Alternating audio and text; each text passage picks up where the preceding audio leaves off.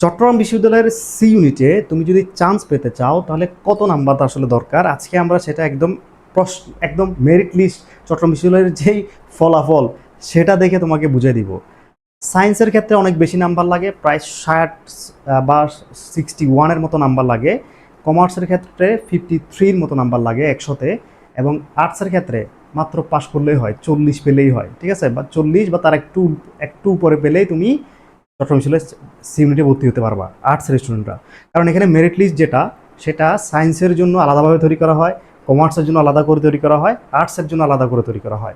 ফলে আলাদা আলাদা তৈরি করার কারণে সায়েন্সের স্টুডেন্টদের সাথে শুধু সায়েন্সের স্টুডেন্টদের কম্পিটিশন হয়, কমার্সের স্টুডেন্টদের সাথে কমার্সের স্টুডেন্টদের কম্পিটিশন হয়, এবং আর্টসের স্টুডেন্টদের সাথে আর্টসের স্টুডেন্টদের শুধু কম্পিটিশন হয়। ফলে তুমি সায়েন্সের স্টুডেন্ট যেহেতু ম্যাথ এবং অ্যানালিটিক্যাল স্কিলে ভালো, ফলে তারা এই ইউনিটের সি ইউনিটটাতে কী করতে পারে, তারা বেশি নাম্বার তোলে, ফলে তাদের নাম্বার বেশি লাগে, 62 61-এর মতো লাগে। আর কমার্সের ক্ষেত্রে সেটা 53 54-এর মতো লাগে, আর আর্টসের ক্ষেত্রে 40 বা 41 পেলেই হয়। এবং এটা হচ্ছে 100 নাম্বারের ক্ষেত্রে, হ্যাঁ, জিপিএর নাম্বার অ্যাড করা ছাড়াই, ঠিক আছে। তাহলে আশা করি তোমরা বুঝতে পেরেছো যে কত নাম্বার লাগে। এখন আমরা সেটা প্রমাণ সহকারে এবার এটা আমরা সব একটু দেখি। দেখো, খেয়াল করো, এটা হচ্ছে যে গতবারে চট্টগ্রাম বিশ্ববিদ্যালয়ে 5টা ওয়েটিং লিস্ট দিয়েছিল, একদম শেষ ওয়েটিং লিস্ট যেটা সেটাতে মাত্র 4-5 জন স্টুডেন্ট ভর্তি করেছে, একেবারেই কম, ঠিক আছে। কিন্তু চতুর্থ ওয়েটিং কলটা সাধারণত প্রত্যেকবারই দেয়, মানে ফোর্থ যে কল সেটা প্রত্যেকবারই দেয়। তাহলে তুমি ফোর্থ কলে যেই মেরিট লিস্ট তার মধ্যে যদি তুমি থাকতে পারো তাহলে আমি মনে করি সেটা সেফ জোন। সেই জন্য আমি ফোর্থ মেরিট লিস্টটা এখানে নিয়ে আসছি। আমি পঞ্চম মেরিট লিস্টও তোমাদেরকে দেখাবো, কিন্তু ফোর্থটা একটু দেখে নাও। তাহলে দেখো তো, এটা হচ্ছে যে বিজনেস স্ট্র্যাটেজি গ্রুপ, হ্যাঁ, এই যে এইচএসসি গ্রুপ লেখা আছে, খেয়াল করো, এইচএসসি গ্রুপ কি লিখে আছে, বিজনেস স্ট্র্যাটেজি গ্রুপ, রাইট। একটু খেয়াল করতে হবে,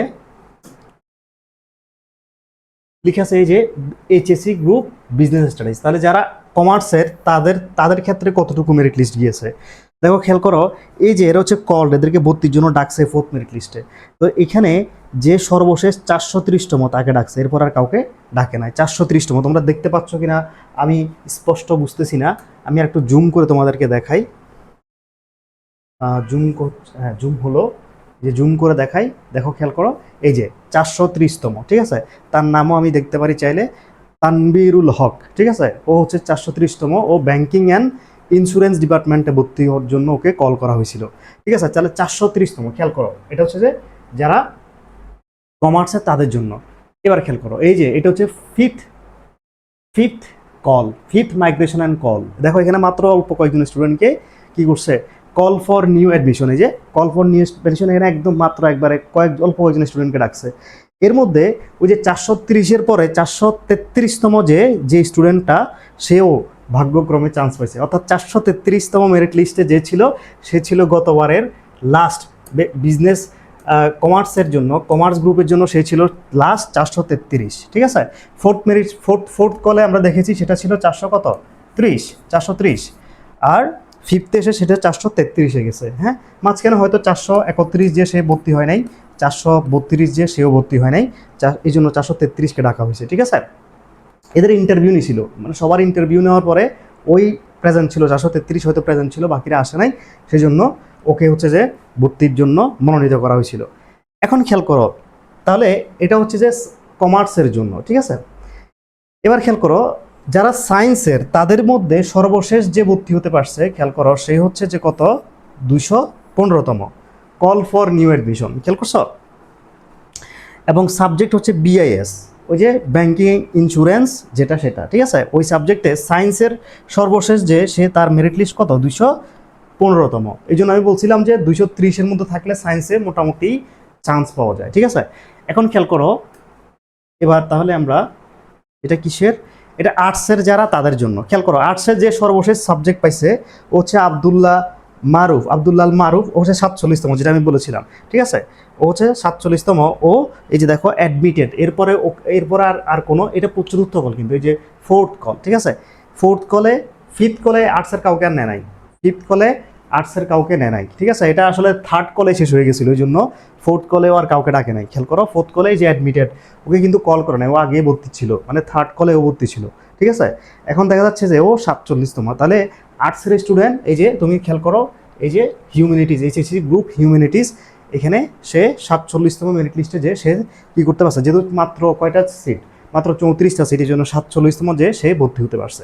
এবার একটু খেয়াল করো, এবার আমরা তাহলে কততম চান্স পাচ্ছি সেটা বুঝে গেছি আমরা। একটু পাশে লিখে রাখি আমরা যে কততম সাবজেক্ট পাইছে সেটা আমরা পাশে একটু লিখে রাখি, ঠিক আছে। তো আমরা দেখেছি যে যে সাবজেক্ট পাইছে হচ্ছে যে 215তম সে হচ্ছে সায়েন্সের, ঠিক আছে। তারপরে 433তম যে সে হচ্ছে যে কমার্সের, ঠিক আছে। আর 47তম যে সর্বশেষ সে হচ্ছে আর্টসের, ঠিক আছে, সে হচ্ছে আর্টসের। একটু খেয়াল করো, এখন খেয়াল করো, তাহলে আমরা দেখি যে এদের নাম্বার কত ছিল ভর্তি পরীক্ষায়, ঠিক আছে। তাহলে আমরা বুঝতে পারবো যে আমরা কত নাম্বার পেলে আমরা চান্স পাবো। তাহলে আমরা দেখি সায়েন্সের যে এটা হচ্ছে যে দেখো এই যে সায়েন্স গ্রুপ, এই যে দেখো সায়েন্স গ্রুপ, ঠিক আছে। খেয়াল করো, আমি একটু এটা একটু জুম করি।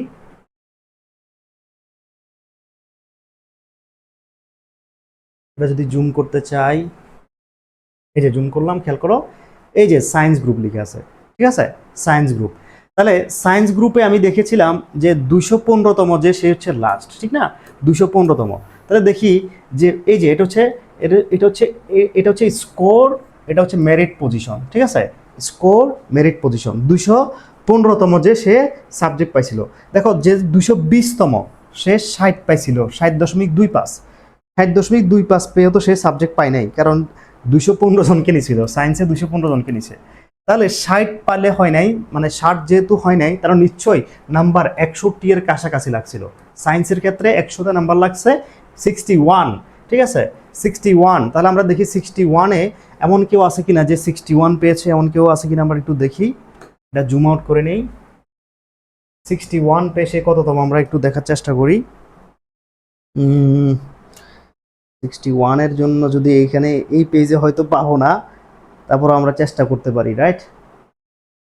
আমি মেরিট লিস্টে দেখতেছি যে কততম, ঠিক আছে, সেটা একটু দেখতেছি। 200, 200, 200, 200, 220 বা 200 এর কাছাকাছি আর কাউকে আমি দেখতেছি না এখানে। আমি একটা মাত্র স্ক্রিনশট নিছি।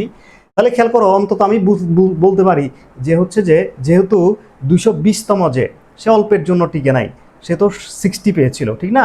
তাহলে আমি বলতে পারি যে 61 বা 62 পেলে সায়েন্সের স্টুডেন্টরা কি গতবার চান্স পাইছে, ঠিক না।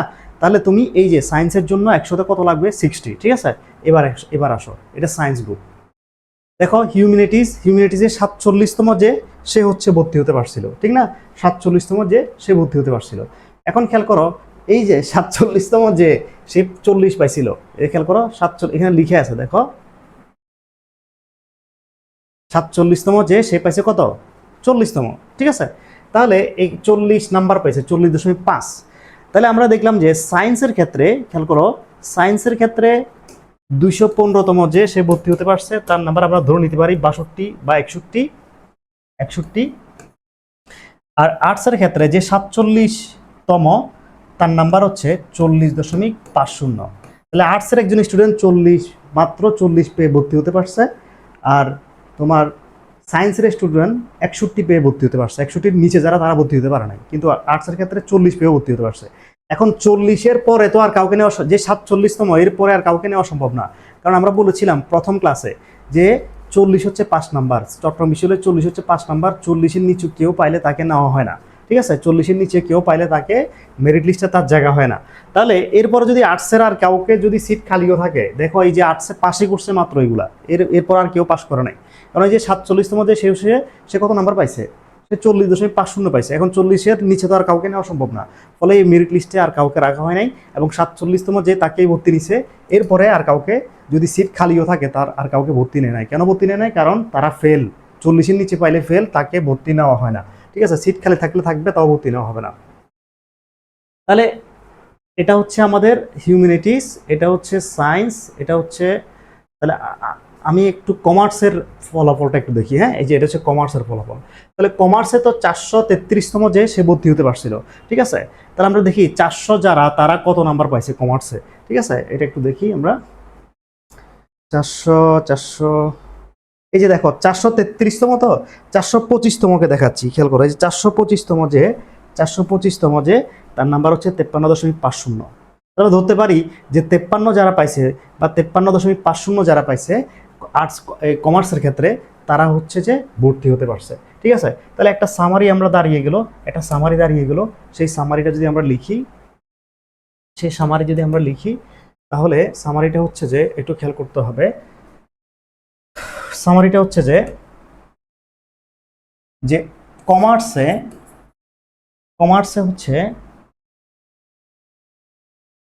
হচ্ছে যে 433তম যে সে চান্স পাইছে, নাম্বার লাগছে 53.50 এর কাছাকাছি। ঠিক আছে, তারপরে যে আর্টসে সে 47তম যে তাকে সাবজেক্ট দেওয়া হয়েছিল সর্বশেষ, এবং তার নাম্বার ছিল 40.50।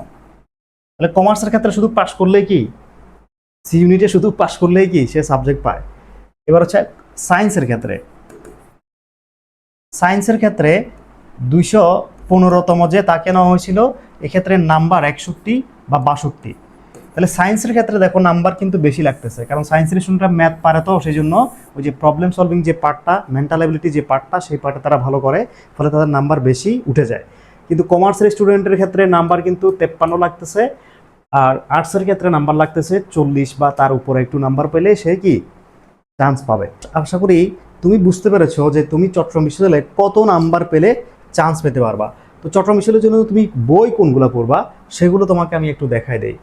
তো তুমি হচ্ছে যে সি ইউনিটের অ্যানালিটিক্যাল অ্যাবিলিটির জন্য পড়বা হচ্ছে যে হালদা আইকিউ যে বইটা আছে, এই বইটা বাজারে আছে, তোমরা দোকানে লাইব্রেরিতে তোমরা পাবা, লাইব্রেরি থেকে সংগ্রহ করে নিবা। তাহলে এটা হচ্ছে যে অ্যানালিটিক্যাল স্কিলের জন্য পড়বো। আর ম্যাথের জন্য মানে হচ্ছে প্রবলেম সলভিং এর জন্য পড়বো এটা ম্যাথ ফর অ্যাডমিশন, এই বইটা চ্যাপ্টার ওয়াইজ হচ্ছে যে প্রত্যেকটা চ্যাপ্টারের বর্ণনা আছে। চ্যাপ্টার শেষে বিশ্ববিদ্যালয়গুলো, বাংলাদেশের যত পাবলিক বিশ্ববিদ্যালয়ে তোমার ম্যাথ আসে সবগুলো বিশ্ববিদ্যালয়ের প্রশ্ন প্রতিটা চ্যাপ্টার শেষে দেওয়া আছে। মনে করো অনুপাত সমানুপাত যে চ্যাপ্টার অধ্যায়টা, এই অধ্যায়ে আগে বিশদ আলোচনা আছে, আলোচনার পরে প্রত্যেকটা তোমার অধ্যায়ের প্রত্যেকটা বিশ্ববিদ্যালয়ে যে প্রশ্নগুলো আসছে সেগুলোর সমাধান দেওয়া আছে। যেমন আমি যদি তোমাকে 1-2টা পেজ দেখাই বইগুলোর, তাহলে তোমাদের জন্য সুবিধা হবে আরও। 1-2টা পেজ যদি আমি দেখাইতে চাই, যেমন ম্যাথের 1-2টা পেজ দেখাই, ঠিক আছে? যেমন খেয়াল করো, এই যে এটা একটা পেজ। এখন এখানে আমরা দেখো বিগত বছর এটা হচ্ছে যে তোমার ঐকিক নিয়ম না, এটা হচ্ছে বীজগাণিতিক সূত্রাবলী থেকে, হ্যাঁ এই চ্যাপ্টারটা দেখো। এখানে যে আমরা বিগত মানে চ্যাপ্টার শেষে চট্টগ্রাম বিশ্ববিদ্যালয়, জাহাঙ্গীরনগর বিশ্ববিদ্যালয়, এরকম করে প্রত্যেকটা বিশ্ববিদ্যালয়ের প্রশ্ন আমরা দিয়ে দিছি, ঠিক আছে? আবার প্রত্যেকটা বিশ্ববিদ্যালয়ের প্রশ্নগুলোও কিন্তু এখানে সমাধান আছে আলাদা করে। যেমন আমি তোমাদেরকে যদি দেখাই, যেমন খেয়াল করো তোমরা, যেমন এই যে জাহাঙ্গীরনগর বিশ্ববিদ্যালয়ের প্রশ্ন সমাধান দেওয়া আছে, জাহাঙ্গীরনগর বিশ্ববিদ্যালয়ের প্রশ্ন সমাধান আছে এই বইতে, ঠিক আছে? আবার চট্টগ্রাম বিশ্ববিদ্যালয়ের প্রশ্নও কিন্তু এই বইতে সমাধান দেওয়া আছে। সবগুলো বিশ্ববিদ্যালয়ের প্রশ্নই সমাধান দেওয়া আছে, ঠিক আছে? এই যেমন এটা হচ্ছে চট্টগ্রাম বিশ্ববিদ্যালয়ের 23-24 প্রশ্নের সমাধান, এইভাবে করে সমাধান এই বইটাতে দেওয়া আছে, ম্যাথ ফর অ্যাডমিশন বইটাতে। তো তোমরা হচ্ছে এটা কালেক্ট করবা, আর আশা করি বুঝে গেছো যে কিভাবে তোমরা কত নাম্বার তুলতে হবে চট্টগ্রাম বিশ্ববিদ্যালয়ের সি ইউনিটে চান্স পেতে হলে। সবাই ভালো থাকো, আল্লাহ হাফেজ।